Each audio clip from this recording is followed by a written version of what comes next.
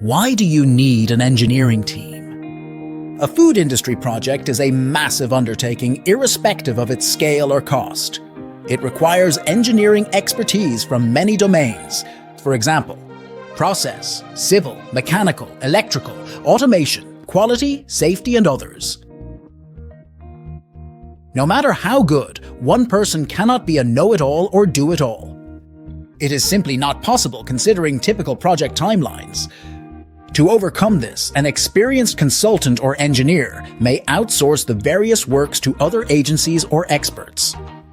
Essentially, we have ended up working in silos, and the quality of work is severely impacted as none of the outsourced partners really care about stuff outside their scope. A sub-vendor will never care about the original customer, and the consultant can never go into details because he is actually doing the work.